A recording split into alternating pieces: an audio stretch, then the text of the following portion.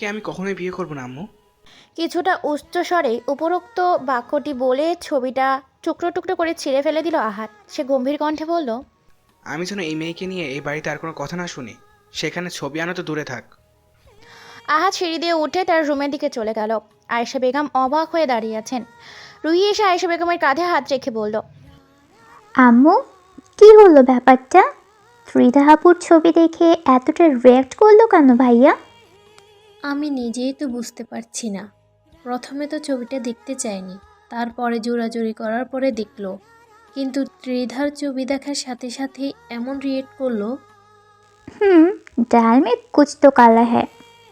আয়েশা বেগম রুহির মাথায় একটা চাটি মেরে ওনার রুমের দিকে চলে গেলেন। রুহি নিজের মাথায় হাত বোলাতে বোলাতে বলল, আমার কথাই ঠিক, দেখে নিও। আহাত রুমে এসে ধপ করে বিছানার উপর বসে পড়ল। রাগের চোখ মুখ লাল হয়ে গেছে। যাকে ভুলে থাকতে অত দূরে চলে গিয়েছিলাম, বাড়িতে আসতে না আসতে আবার তারই মুখ দেখতে লাগলো। আমারই দোষ, ছবিটা কেন যে দেখতে রাজি হলাম। মুখে হাত জোড়া কপালের সাথে ঠেকিয়ে বসে রইল আহাত। আম্মু, তুমি কাকে আমার ছবি দিয়েছো? ত্রিধার এমন কথায় কিছুটা ঘাবড়ে গেলেন রাহেলা বেগম। তারপর নিজেকে সামলে বললেন, কই, আমি তো কারো কাছে তোর কোনো ছবি দেইনি। ত্রিধা হাতে থাকা অ্যাপ্রনটা ডাইনিং টেবিলের চেয়ারের ওপর রেখে নিঃশ্বাস ফেলে বলল, আম্মু, আমি কোনো কিছু না জেনে কিন্তু তোমাকে প্রশ্ন করিনি। রাহেলা বেগম এবার বেশ জোর গলায় বললেন, যাকে ছবি দিয়েছি বেশ করেছি, এবার আমি আর তোর কোনো কথা শুনবো না। এতদিন পড়াশোনার কথা বলে বিয়ে করিসনি, এখন তো তুই একটা নামকরা হসপিটালের ডাক্তার, এখন তো আর বিয়ে করতে কোনো বাধা নেই। ত্রিধা ভ্রু কুচকে বলল, আমার বিয়ে নিয়ে এত উঠে পড়ে লেগেছো কেন তুমি আম্মু? রাহেলা বেগম ত্রিধার কাছে গিয়ে তার কাঁধে হাত রেখে বলল। সমাজ বললেও একটা বিষয় আছে মা। ত্রিধা রাহেলা বেগমের হাত জোড়া ধরে বলল, আম্মু প্লিজ, আমাকে আরেকটু সময় দাও। তুমি তো জানো আমি একজনের অপেক্ষায় আছি। সে একদিন না একদিন ঠিক ফিরে আসবে, তাকে আসতেই হবে। সে কে, আমাকে তো বল। ত্রিধা মৃদু হেসে বলল, তোমার মেয়ের হবু জামাই। কথাটা বলে অ্যাপ্রনটা নিয়ে তার রুমের দিকে চলে গেল ত্রিধা। রাহেলা বেগম চিন্তিত হয়ে বললেন, ছেলেটাকে আজ পর্যন্ত আমি জানতে পারলাম না। একটা ছবির ফ্রেমে হাত দিয়ে তার দিকে এক দৃষ্টিতে তাকিয়ে আছে আহাত। চোখ জোড়া লালচে হয়ে গেছে। হয়তো এতক্ষণে জল গড়িয়ে পড়তো, তবে তা গড়িয়ে না পড়ার জন্য জোরপূর্বক বাধা পেয়ে চোখেই মিশে গেছে। তোমার শোকে আমার মৃত্যু হোক, তবুও আমার জীবনে দ্বিতীয়বার তোমার আর ফেরা না হোক। দরজায় কড়া নাড়ানোর শব্দে ধ্যান ভাঙল আহাদের। দরজার ওপাশ থেকে রুহি বলল, ভাইয়া, দরজাটা খোল, দুপুর গড়িয়ে বিকেল হয়ে গেছে, খেতে আই। আহাদ নিজেকে স্বাভাবিক করে বলল। তুই যা, আমি আসতেছি। আহাদ ছবির ফ্রেমটা আলমারিতে ঢুকিয়ে রুম থেকে বের হয়ে নিচে গেল। নিচে গিয়ে দেখলো সবাই খাবার টেবিলে তার জন্যই অপেক্ষা করছে। সে গিয়ে চেয়ার টেনে বসলো। রফিকুল সাহেব চোয়াল শক্ত করে বললেন, এমন হুটহাট রেগে গিয়ে মানুষকে বিভ্রান্ত করা বন্ধ করো। আহাদ প্লেটে খাবার বাড়তে বাড়তে বলল। আমি কাউকে বিভ্রান্ত করিনি। রফিকুল সাহেব চোখ রাঙিয়ে বললেন, তোমার জন্য আমাদের এতক্ষণ অপেক্ষা করতে হয়েছে। আমি তো তোমাদের অপেক্ষা করতে বলিনি, তোমার নিজেদের ইচ্ছাতেই অপেক্ষা করেছো। রফিকুল সাহেব কিছু বলতে যাবেন, তার আগে আয়েশা বেগম ইশারা করে ওনাকে চুপ থাকতে বললেন। উনিও আর কথা না বাড়িয়ে খাবায় মনোযোগ দিলেন। আপু, চল না কোথাও গিয়ে ঘুরে আসি। তোহার কথায় বই পড়া বন্ধ করে তার দিকে তাকালো ত্রিধা। ভ্রু উঁচিয়ে বলল, কই যাবি তুই এখন? এমনি একটু শপিং করতে যেতাম, তোর সাথে কতদিন শপিং করতে যাই না। মৃদু হেসে ত্রিধা বলল। আচ্ছা যা, রেডি হয়ে আয়। তোহা দৌড়ে রেডি হতে গেল, যা দেখে ত্রিধা হেসে দিল। হঠাৎ কি যেন মনে হতে তার হাসি মিলিয়ে গেল। তোমার দেখা কি আমি আর কখনোই পাবো না? এত বছরের অপেক্ষা বৃথা যাবে না তো? কথাগুলো বলে সে দীর্ঘশ্বাস ফেলল। ভাইয়া, কতক্ষণ ধরে ডাকছি, চল না রে। রুহির দিকে তাকিয়ে ভ্রু কুচকে আহাদ বলল, তুই আম্মুকে নিয়ে শপিংয়ে যেতে পারতেছিস না? না, পারছি না, আমি আজকে তোর সাথেই যাব। রুহির জোড়াজুড়িতে আহাদ তার সাথে শপিংয়ে যেতে রাজি হলো। রুহি শপিং মলে ঘুরছে আর আহাদ তার পিছন পিছন ঘুরছে। রুহি, তোর আর কতক্ষণ লাগবে বলতে পারিস? ভাইয়া, তুই এমন করছিস কেন?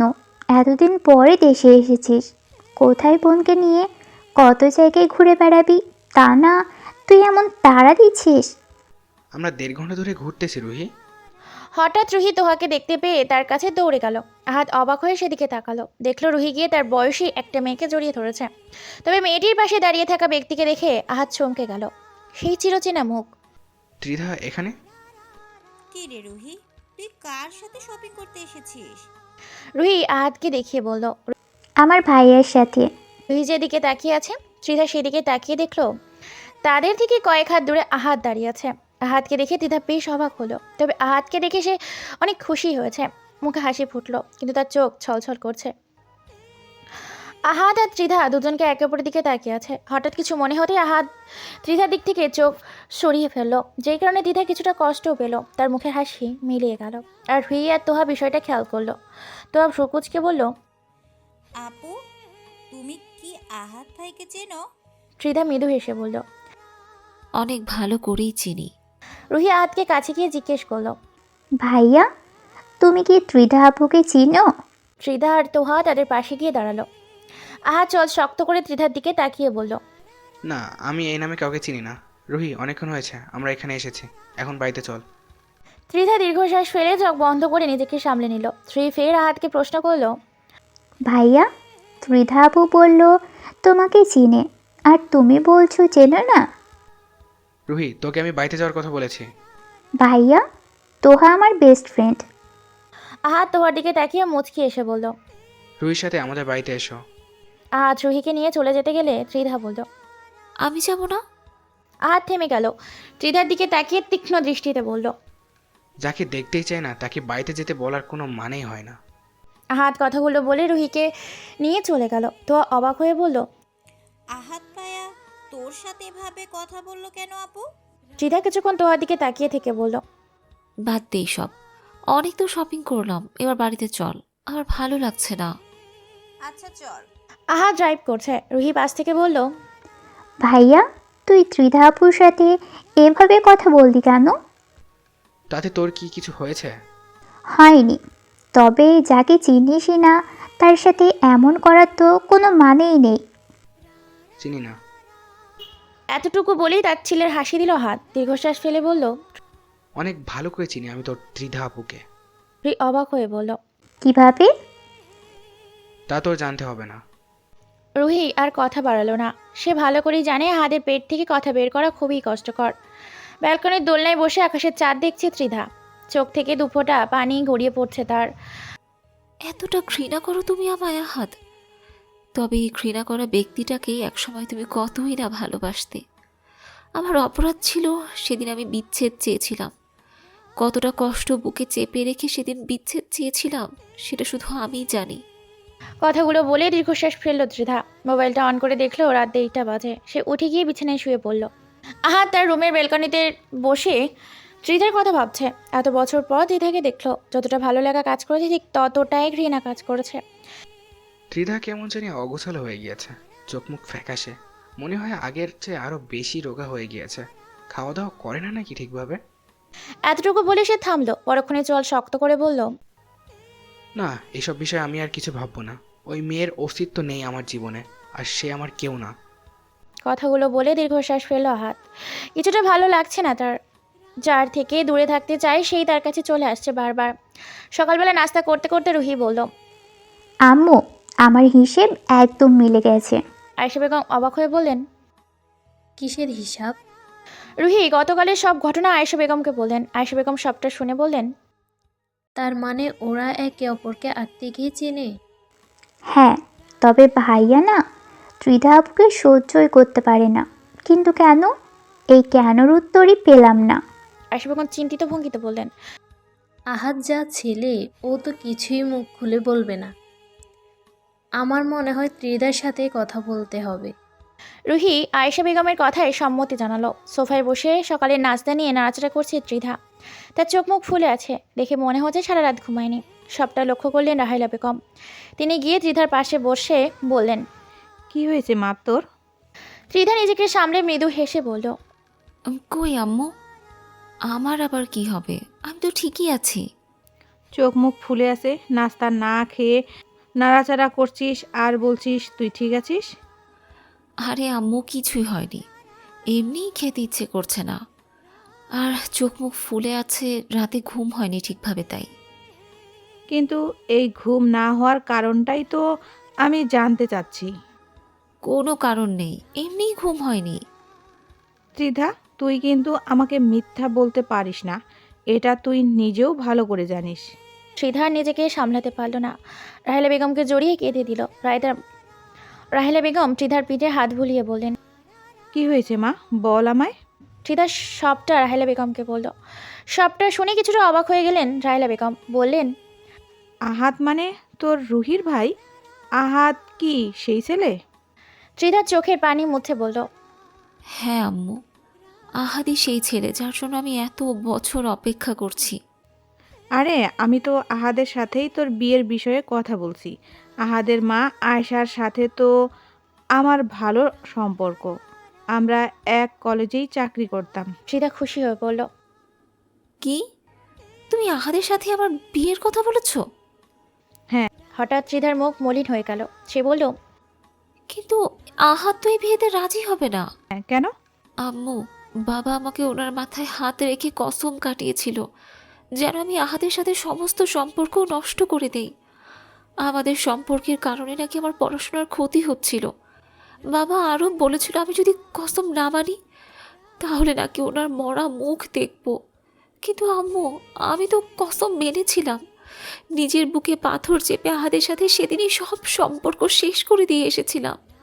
জানো আম্মু, ওনা একদম বাচ্চাদের মতো কান্না করে বলেছিল আমাকে ছাড়াও ভালো থাকবে না। কিন্তু আমি ওর কোনো কথাই শুনিনি, বাবার কথাই রেখেছিলাম। কিন্তু কি হলো তাতে? বাবা তো আমাদের মাঝে থেকে ঠিকই হারিয়ে গেল। কথাগুলো বলে কেঁদে দিল ত্রিধা। রাহেলা বেগম ছলছল চোখে বললেন, কি, তোর বাবা এসব করেছিল? আমি তো জানতামই না কিছু। ত্রিধা কিছুক্ষণ কান্না করে নিজেকে সামলে বলল, না, আমি এত সহজে হাল ছাড়বো না। বিয়ে করলে আমি আহাদ আহমেদ খানকেই বিয়ে করব। It's my challenge. ত্রিধার কথা শুনে রাহেলা বেগম মৃদু হেসে বললেন। এই না হলে আমার মেয়ে। তোহা হাই তুলতে তুলতে রাহেলা বেগম আর ত্রিধার মাঝে বসে বলল, আপু, তোর জীবনে এই ইতিহাসটা আমাকে না জানিয়ে পারলে কি করে? ত্রিধা ভ্রু কুচকে বলল, এই, তুই না রুমে ঘুমোচ্ছিলি, শুনলি কি করে তুই? তোর কান্না শুনে ঘুম ভেঙে গেছে। যা, জোরে জোরে সবটা বলেছিলি, এমনই শোনা যাচ্ছিল। ত্রিধা দীর্ঘশ্বাস ফেলে বলল, অনেক দিনের লুকানো কষ্ট তো, বলার সময় নিজেকে আর নিয়ন্ত্রণ করতে পারিনি। তোহা থুতনিতে হাত দিয়ে ভাবান্বিত ভঙ্গিতে বলল, আহাদ ভাইয়াকে রাজি করাবি কি করে আপু? শপিং মলে ওনার যা অ্যাটিটিউড দেখলাম। ত্রিধা হাসি দিয়ে বলল, আমি যখন আমার থেকে দূরে সরিয়ে দিয়েছিলাম, আমি আবার আমার করে নিব, আর এটা আমার পারতেই হবে। ব্রেকফাস্ট করে নিজের রুমে বসে ল্যাপটপে অফিসের কাজ করছে আহাত। হঠাৎ তার মোবাইলে একটা কল আসলো। সে দেখলো আননোন নাম্বার থেকে কল এসেছে, তাই সে রিসিভ করলো না। কলটা কেটে গেল। কিছুক্ষণ পর আবারও কল আসলো। সে এবার কলটা রিসিভ করতে ওপাশ থেকে ত্রিধা বলল, অন্য নাম্বার থেকে কল করলাম, তাও ধরতে এত টাইম লাগে? কণ্ঠস্বর শুনে আহাত বুঝতে পারলো এটা ত্রিধা। সে কিছু না বলেই কলটা কেটে দিয়ে মোবাইলটা অফ করে পিছনে ছুঁড়ে মারল। দাঁতে দাঁত চেপে বলল, এই মেয়ের কি সমস্যা? নিজেই আমাকে দূর দূর করে তাড়িয়ে দিয়েছিল, আর এখন এমন করতেছে। নতুন ড্রামা শুরু করেছে। ত্রিধা মোবাইলটা হাতে নিয়ে থ মেরে বসে আছে। তার ছেলের হাসি দিয়ে বলল, এইভাবে কলটা কেটে দিলে আহাদ, মোবাইলটা অফ করে ফেললে, এতটা অভিমান? তারপর কিছুক্ষণ চুপ থেকে বলল, সমস্যা নেই, আমি আবার তোমার মনে আমার জন্য ভালোবাসা তৈরি করব। এত সহজে ছাড়ার পাত্রী আমি না মিস্টার খান। কথাগুলো বলে হেসে দিল ত্রিধা। তাদের যখন সম্পর্ক ছিল সে বেশিরভাগ সময় আহাতকে মিস্টার খান বলে ডাকতো। এটা বলে ডাকতেই তার বেশি ভালো লাগতো। এত স্মৃতি ভোলা কি সম্ভব নাকি? এগুলো আঁকড়েই তো সে এতদিন বেঁচে আছে। ত্রিধার চোখ দিয়ে 2 ফোঁটা পানি গড়িয়ে পড়ার আগেই সে তা মুছে ফেলে উজ্জ্বল হাসি দিল। একা একা এত কাজ চাপ না নিলেও তো পারো। ছুটির দিনেও কাজ করা লাগে তোমার। স্টাডি রুমে বসে অফিসের কাজ করছিল আহাত। রফিকুল সাহেবের কথা শুনে সে বলল, কাজের মধ্যে থাকতে আমার ভালো লাগে, মনের শান্তি পাই। শুধু কাজ করলেই তো হবে না, বাড়ির লোকেদেরও তো একটু সময় দিতে হবে। একদিন পর বিদেশ থেকে ফিরেছো, মা বোনকে একটু সময় দাও। আমাকে না দিলেও চলবে। আহাত ভ্রু কুচকে বলল, কেন, তুমি কি বাইরের লোক নাকি? তা নয়, তবে তোমার আর আমার কোনো কিছুই তো ম্যাচ খায় না। তারপরেও আমরা বাবা ছেলে, মা আর বোনকে সময় দিতে গেলে তোমাকেও দিতে হবে। এর জন্যই তাদের সময় দেই না আমি। রফিকুল সাহেবের চল শক্ত হয়ে গেল। এই ছেলেকে তিনি জীবনেও শুধরাতে পারবেন না। এই এই সারা জীবন এমন খাপ ছাড়াই থাকবে। হঠাৎ করে সেখানে আহাদের চাচাতো ভাই আদি এসে হাজির হলো। আদি এসে বলল, ভাইয়া, তুমি এসেছো? তো কম দিন হলো না, আমাদের বাড়িতে তো একবারও গেলে না। আদির কথা শুনে হাসি দিয়ে আহাদ বলল, তাদের সবার সাথে দেখা হয়েছে, তা আর বাড়িতে গিয়ে কি হবে? এ আবার কি কথা? এগুলোই তোমার আহাত ভাইয়ের কথা। কথাটা বলে রফিকুল সাহেব চলে গেলেন। আহাদ উঠে দাঁড়িয়ে বলল, এসে পড়েছিস যখন, তাহলে চল লাঞ্চ করি। আমি খেয়ে এসেছি ভাইয়া। তো কি হয়েছে, একদিনে 2বার খেলে কিছু হয় না। আহাদ জোর করে আদিকে নিয়ে খেতে বসালো। সবাই একসাথে দুপুরের খাবার খাচ্ছে। এমন সময় রুহি আদিকে উদ্দেশ্য করে বলল, বিষয়টা কেমন অদ্ভুত না? খাসি নাকি খাসির মাংস খাচ্ছে। আদি চোখ রাঙিয়ে বলল, রুহি, একদম এসব উল্টাপাল্টা কথা বলবি না। যা সত্যি তাই বললাম, উল্টোপাল্টা কই? আদি আয়েশা বেগমের দিকে তাকিয়ে বলল। চাচিমা, দেখছো তোমার মেয়ে আমাকে কি সব বলে? আয়েশা বেগম চোখ রাঙিয়ে বললেন, রুহি, একদম এইসব কথা বলবি না আদিকে। মার খাবি কিন্তু তুই আমার হাতে। আদি বাবা, তুই ভালো করে খাতো, ওর কথা বাদ দে। রুহি আর কিছু না বলে আদির দিকে তাকিয়ে মুখ ফিংচি কাটল। আজ তোর সময় হলো আমাদের বাড়িতে আসার। রবিউল সাহেবের কথা শুনে হাসি দিয়ে আহাদ বলল, জানোই তো কাকা, আমি এমনই। এশা সবার জন্য চা আর নাস্তা নিয়ে এসে বলল, এই জন্যই তো আহাদ সবার থেকে আলাদা। রুহি পাশ থেকে বলল। একটু বেশি আলাদা।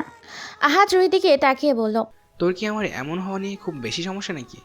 শুধু খুব না, খুব খুব খুব বেশি সমস্যা। তা তোর এত সমস্যা নিয়ে কিভাবে টিকে আসছিস রুহি? এশা প্রশ্নটা করে আহাদের পাশে গিয়ে বসলো। আজ সেখানে 1 সেকেন্ডও না বসে পাশের সোফায় গিয়ে বসলো। আহাদের এমন কাজে এসে বেশ লজ্জায় পড়ল। আহাদ চায়ের কাপ হাতে নিয়ে বলল, এশা, তুই ভালো করে জানিস এমন গা ঘেঁষে বসে আমার পছন্দ না, তাই উঠে আসলাম। এশা ছলছল চোখে আহাদের দিকে কিছুক্ষণ তাকিয়ে থেকে নিজেকে সামলে পড়ল। তুই আর পাল্টাবি না আহাদ। আমি ভেবেছিলাম বিদেশ থেকে ফিরলে হয়তো এসব অভ্যাস চলে যাবে তোর। আহাদ মৃদু হেসে বলল, অভ্যাস পরিবর্তন করা এতটা সহজ না। অভ্যাস পরিবর্তন করা যদি এতটাই সহজ হতো, তাহলে মানুষকে কখনো অভ্যাসের দাস বলা হতো না। এসে কিছু বলার আগেই রবিউল সাহেব বললেন, এসা, আহাদ যা পছন্দ করে না তা তুই করিস না, আমি তোকে আগেও বারণ করেছি। এশার কিছু না বলে চুপ করেই রইল। আদি পরিস্থিতি সামলাতে বলল, আরে এসব বাদ দাও, চলো তো কিছুক্ষণ বসে জমিয়ে আড্ডা দিই। বেশ কিছুক্ষণ আড্ডা দিল সবাই মিলে। তারপরে সবাই একসাথে রাতের খাবার খেলো। আহাদ আর রুহি বাড়িতে ফিরতে আয়েশা বেগম বললেন, খেয়ে দিয়ে এসেছিস তাহলে একেবারে? রুহি বলল, আর বলো না মা, কাকা না খাইয়ে ছাড়লই না। আহাদ এসে রুহির পাশে দাঁড়িয়ে বলল, তোমরা খেয়েছো? আয়েশা বেগম বললেন, হ্যাঁ, খেয়েছি। আদি কল করে আমাদের যেতে বলেছিল, কিন্তু গেলাম না আর। ও বলল তোরা ওদের বাড়িতে খাবি, তাই আমরা খেয়ে নিয়েছি। ভালোই করেছো, অনেক রাত হয়ে গিয়েছে, ঘুমিয়ে পড়ো। আহাদ কথাটা বলে তার রুমের দিকে চলে গেল। আহাদ যেতে রুহি বলল, ভাইয়া না এসাপুর সাথে আবার খারাপ ব্যবহার করেছে আম্মু। কি করেছে আবার? রুহি সবটা বলল। সবটা শুনে আয়েশা বেগম বললেন, কি আর বলবো, এই ছেলে তো এমনই, ওইসব কথা একদমই পছন্দ করে না। ত্রিধা তার রুমে বসে স্টাডি করছে। তোহা তার জন্য আর নিজের জন্য কফি বানিয়ে এনে বলল, ডাক্তার হওয়ার কত কষ্ট তাই না আপু? এত পড়ে ডাক্তার হলি, কিন্তু তাতে কি ডাক্তার হয়েও পড়া লাগে? এর জন্য আমি এসবে না গিয়ে বিবিএ করেছি। তোহার কথা শুনে হাসলো ত্রিধা। কফির মুখে চুমুক দিয়ে বলল, তা তুই এখনো না ঘুমিয়ে এখানে কি করছিস? কালকে তো ভার্সিটি আছে। ঘুম আসছে না, তোর ইতিহাস শোনার পর থেকে ওইটাই মাথায় ঘুরপাক খাচ্ছে। ওইসব নিয়ে ভাবা বাদ দিয়ে মন দিয়ে পড়াশোনা কর, কেবল ফার্স্ট ইয়ার। তোহা নাক ফুলিয়ে বলল, আপু, তুই এখন থেকে আমাকে ভয় দেখানো শুরু করিস না তো। তোহার কথা শুনে ত্রিধা হেসে দিল। কিছুক্ষণ চুপ থেকে বলল, আচ্ছা, রুহির সাথে তোর ফ্রেন্ডশিপ কবে থেকে? ক্লাস 8 থেকে। ও আগে অন্য স্কুলে ছিল, পরে আমাদের স্কুলে এসে ভর্তি হয়েছিল। আগে স্কুলে নাকি রাজনীতির বিষয় নিয়ে ঝামেলা হতো। ও আচ্ছা, তাহলে তো আহাদ কানাডায় যাওয়ার পরে তোদের ফ্রেন্ডশিপ হয়েছে। আহাদ ভাইয়া কত বছর আগে কানাডায় চলে গেছিল। আমি যখন ফার্স্ট ইয়ারে তখনই, প্রায় 7 বছর হয়ে গেছে। মানে তুই মেডিকেলে ভর্তি হওয়ার পরে বাবা এমনটা করেছিল? হুম। কি অদ্ভুত বিষয়। আহাদ ভাইয়ার সাথে সম্পর্ক থাকা অবস্থায় তুই মেডিকেলের চান্স তো ঠিকই পেয়েছিস, তাহলে কিভাবে তোর পড়াশোনায় ক্ষতি হচ্ছিল? ত্রিধা দীর্ঘশ্বাস ফেলে বলল, থাক, বাদ দে সব। আচ্ছা যা, বাদ দিলাম। সকালবেলা রাহেলা বেগম ব্রেকফাস্ট রেডি করে ত্রিধা আর তোহাকে দিলেন। তোহা তা বক্সে ভরে ব্যাগে নিয়ে বলল, আম্মু, আমি ভার্সিটিতে গিয়ে খেয়ে নিব, এখন খেতে মন চাচ্ছে না, গেলাম আমি, টাটা। কাউকে কিছু বলার সুযোগ না দিয়ে তোহা বাড়ি থেকে বের হয়ে গেল। রাহেলা বেগম রাগান্বিত হয়ে বললেন, এই মেয়েটা দিন দিন বেশি বেড়ে গেছে একদম। ত্রিধা সকালে নাস্তা খাওয়া শেষ করে বলল, আচ্ছা আম্মু, আমিও যাই। আমার আবার আজকে আইসিইউর কিছু পেশেন্টকে চেক আপ করতে হবে, বেশি লেট হয়ে গেলে সমস্যা। আচ্ছা যা। আর শোনো আম্মু, তুমি কিন্তু তোহাকে বেশি বকাবকি করো না বাড়িতে আসলে। রাহেলা বেগম মাথা নাড়িয়ে সম্মতি জানালেন। ত্রিধা মৃদু হেসে বাড়ি থেকে বের হয়ে গেল। ভার্সিটির ক্যাম্পাস দিয়ে হেঁটে ক্লাসের দিকে যাচ্ছে রুহি আর তোহা। এমন সময় পেছন থেকে জয় বলল, রোহি, একটু দাঁড়া। রুহি আর তোহা দাঁড়িয়ে বলল। তোহা মুচকি এসে বলল, তো রাশিক চলে এসেছে। রুহি চোখ রাঙিয়ে তোহার দিকে তাকালো। রুহি আর তোহাকে দাঁড়াতে দেখে জয় দৌড়ে তাদের সামনে এসে বলল, রোহি, আমার তোর সাথে কিছু কথা বলার আছে। রুহি তার হাত জোড়া বেঁধে বলল, আমি তোকে এটুকুর পরে যা বলবি বল, সেই কলেজ থেকেই এটা শুনে আসছি। জয় মাথা নিচু করে বলল। এর বেশি বলতে পারি না, এটাই তো সমস্যা। রুহি চোখ রাঙিয়ে বলল, তাহলে তোর মতো ডাফারের কথা শোনারও কোনো মানেই হয় না। রুহি কথাটা বলে তোহার হাত টেনে নিয়ে চলে গেল। তোহা যেতে যেতে বলল, আহারে বেচারার মুখটা একদম চুপসে গেছে। রুহি তোহাকে ক্লাসে নিয়ে গিয়ে বলল, তুই চুপ কর, নাহলে তোর মুখে কিন্তু সুপার গ্লু লাগিয়ে দিব। তোহার কিছু না বলে চুপ করে রইল। জয় ক্লাসে এসে কিছুটা পেছনের বেঞ্চে গিয়ে বসে রুহির দিকে তাকালো। রুহি তার দিকে একবার তাকিয়ে সামনের দিকে তাকিয়ে বলল, ডাফার কোথাকার। ভার্সিটির ক্যাম্পাসে আনমনে বসে আছে এশা। আহাদের গতকালের ব্যবহারে বেশ কষ্ট পেয়েছে সে। আমার ভালোবাসা কি কোনো দিনও বুঝবে না আহাদ? যার জন্য আমার এত ভালোবাসা, সে আমার সর্বদা এভাবে আঘাত করে। আমারও তো খারাপ লাগে, কষ্ট হয়। কথাগুলো বলতেই তার চোখ থেকে 2 ফোঁটা পানি গড়িয়ে পড়ল। ক্লাসের দিকে যেতে গিয়ে অয়ন খেয়াল করলো এশা একা একা ক্যাম্পাসে বসে আছে। অয়ন এশার কাছে এগিয়ে গিয়ে বলল, কি রে, ক্লাস করতে না গিয়ে এখানে বসে আছিস কেন? এশা নিজেকে সামলে বলল, তুই যা, আমি একটু পরে যাচ্ছি। কি হয়েছে তোর এসা? আহাদ আমাকে কখনো বুঝবে না রে। ও আমার ভালোবাসা বোঝার চেষ্টাও করে না। অয়ন মনে মনে বলল। যেমন তুই তোর প্রতি আমার ভালোবাসা বুঝিস না। তারপর নিজেকে সামলে বলল, সিরিয়াসলি এশা, তোর ক্লাসের স্টুডেন্টরা তোর জন্য ওয়েট করছে, আর তুই বসে বসে এইসব ভাবছিস। এশা দীর্ঘশ্বাস ফেলে উঠে দাঁড়িয়ে বলল, হ্যাঁ ঠিকই বলেছিস, ক্লাস টাইম হয়ে গেছে। তুইও তোর ক্লাসে যা, তোর জন্য তোর স্টুডেন্টরা বসে আছে। এশা কথাটা বলে চলে গেল। অয়ন বলল, আজকে ভার্সিটি শেষে তোর কোনো কাজ আছে? না, কেন? কালকে সব কলিগরা মিলে প্ল্যান করেছি মুভি দেখতে যাব। তুই তো কালকে তাড়াতাড়ি চলে গিয়েছিলি, তাই আর জানানো হয়নি। আজকে যেহেতু তোর কোনো কাজ নেই, তাহলে চল সবাই মিলে আজকে একসাথে মুভি দেখতে যাই। না রে, আমার মন মেজাজ ঠিক নেই। তোর মন মেজাজ ঠিক করার জন্যই বললাম। এসে কিছুক্ষণ চুপ থেকে বলল, আচ্ছা যাবো রে। এশা কথাটা বলে ক্লাসের দিকে চলে গেল। আয়নের মুখে হাসি ফুটল। ভার্সিটি শেষে এসে দাঁড়ালো। আদি ভার্সিটির গেটে গাড়ি নিয়ে দাঁড়িয়েছে। এসে তার কাছে গিয়ে বলল, কে রে, তুই আজকে কোথা থেকে হাজির হলি? আজকে আমার ক্লাস এই টাইমেই ছিল, তাই ভাবলাম তোকে যাওয়ার পথে নিয়ে যাই। আমার ভার্সিটি থেকে যাওয়ার পথেই তো তোর ভার্সিটি পড়ে। তুই এক কাজ কর, রুহিকে নিয়ে যা। আমি আজকে আমার কলিগদের সাথে মুভি দেখতে যাব। কি? আমি ওকে নিয়ে যেতে পারবো না। এরই মধ্যে রুহি আর তোহা এসে সেখানে হাজির হলো। আদিকে দেখে রুহি বলল, আরে ড্রাইভারের বদলে কি আজকে খাসি ভাই এসেছে নাকি? আদি কিছু বলতে যাবে এমন সময় তার চোখ আটকে গেল তোহাকে দেখে। এশা রুহির কথায় হাসি দিয়ে বলল, আরে না, ওর ক্লাস শেষ তাই আমাকে নিতে এসেছে। তবে তুই বরং তাহাকে নিয়ে ওর সাথেই যা। আমি আমার কলিগের সাথে একটু মুভি দেখতে যাই আজকে। রুহি কোমরে হাত দিয়ে বলল, আমাদের চিনা হারাম করে তোমরা স্যার ম্যাডামরা মুভি দেখতে যাচ্ছ? এশা হেসে দিল, তারপর আদির দিকে তাকিয়ে বলল, ওরা সাবধানে নিয়ে যাবি। আচ্ছা আপু, তুই যা। এশা চলে গেল। রুহি আর তোহা গাড়িতে উঠে বসতেই আদি ড্রাইভ করা শুরু করলো। কিছুক্ষণ পর হালকা কেশে আদি বলল, রুহি, তোর পাশের জনের সাথে তো পরিচয় করালি না। ও হলো তোহা, আমার বেস্ট ফ্রেন্ড। আর তোহা, ও হলো খাসি, না মানে আদি, আমার চাচাতো ভাই। আদি চোখ রাঙিয়ে রুহির দিকে তাকালো। তোহা হাসি দিয়ে বলল, উনাকে খাসি বলিস কিসের জন্য? খাসিকে তো খাসিই বলবো। রুহি, তুই কিন্তু বেশি শুরু করেছিস। আর তোহা, আপনি? না না না, তুমি। আমরা সেম এজ, তুমি করে বলাটাই ঠিক। তুমিও তুমি করেই বলো আমাকে। রুহি চোখ ছোট ছোট করে বলল, প্রথম দেখাতেই তুমি?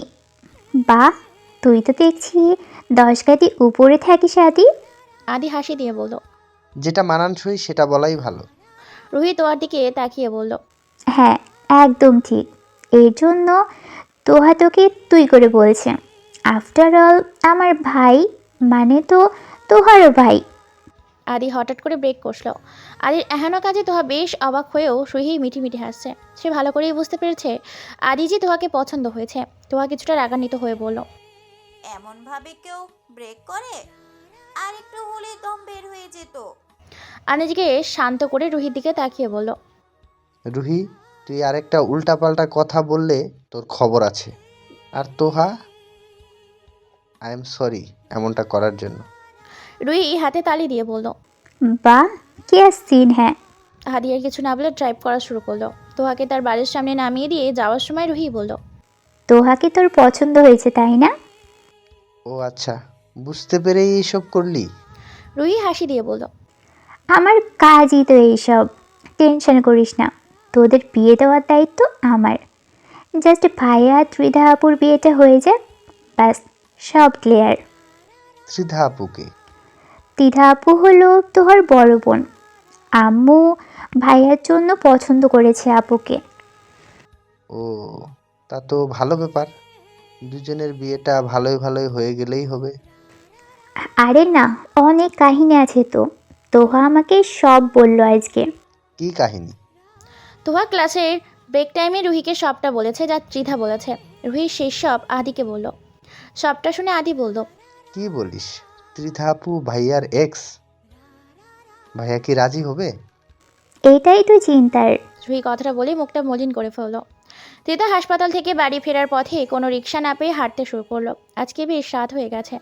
বৃষ্টি হওয়ায় রাস্তাঘাটে তেমন মানুষও নেই। হঠাৎ করে কয়েকটা বকাটে টাইপ ছেলে এসে তাকে বিরক্ত করতে লাগলো। কি হলো সুন্দরী, একা একা কোথায় যাচ্ছ? আমাদেরও সঙ্গী করো। ত্রিধা চোখ রাঙিয়ে বলল, দেখুন, রাস্তা থেকে সরে যান। আদ অফিস থেকে বাড়ি ফেরার পথে দেখলো ত্রিধাকে কিছু ছেলে ঘিরে রেখেছে। যা দেখে সে গাড়ি থামালো। গাড়ি থেকে নেমে সেদিকে যেতে গেলে দেখলো ত্রিধা একটা ছেলের গালে ছড় মেরেছে। ওই ছেলেটা ত্রিধার দিকে তেড়ে আসতে গেলে আহাত গিয়ে ত্রিধার সামনে দাঁড়ালো। ছেলেটা আহাতকে দেখে বলল, কে রে তুই? সরে যা সামনে থেকে। এই মেয়ের তো আজকে খবর আছে আমার গায়ে হাত দেওয়া। ছেলেটা কথাগুলো বলে আবার ত্রিধার দিকে এগিয়ে যেতে গেলে আহাত তার পেট বরাবর একটা লাথি দিল, যার ফলে সে রাস্তায় পড়ে গেল। আহাত দাঁতে দাঁত চেপে বলল, আমি থাকতে ওর গায়ে তোরা একটা টোকাও দিতে পারবি না। কথাটা বলে সে সবগুলো ছেলেকে ইচ্ছে মতো পিটালো। সবগুলো ছেলে দৌড়ে পালিয়ে গেল। আহাত তাদের পেছনে যেতে গেলে ত্রিধা তার হাত ধরে আটকালো। ত্রিধা বুঝতে পেরেছে আহাত অনেক রেগে গেছে। আর নিজেকে শান্ত করে খেয়াল করলো ত্রিধা তার হাত ধরে আছে। আহাত এক ঝটকা দিয়ে ত্রিধার থেকে ত্রিধার হাত ছাড়িয়ে ফেললো। চোয়াল শক্ত করে বলল, আমার হাত ধরার কোনো অধিকার আপনার নেই। ত্রিধা কিছু বলতে যাবে এমন সময় সে দেখলো আহাদের হাত দিয়ে রক্ত পড়ছে। ত্রিধা ব্যতিব্যস্ত হয়ে বলল, আরে, হাত থেকে তো রক্ত পড়ছে। ও ওয়েট, আমি এক্ষুনি ব্যান্ডেজ করে দিচ্ছি।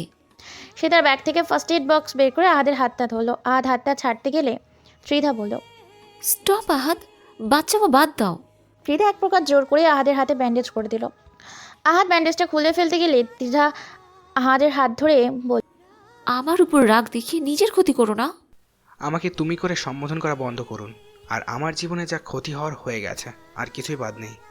ত্রিধা মুচকি এসে বলল, আমি তো তুমি করেই বলবো। এটা আটকানোর ক্ষমতা তোমার নেই। আর সমস্যা নেই, যা ক্ষতি হয়েছে পুষিয়ে নিব, চিন্তা করো না।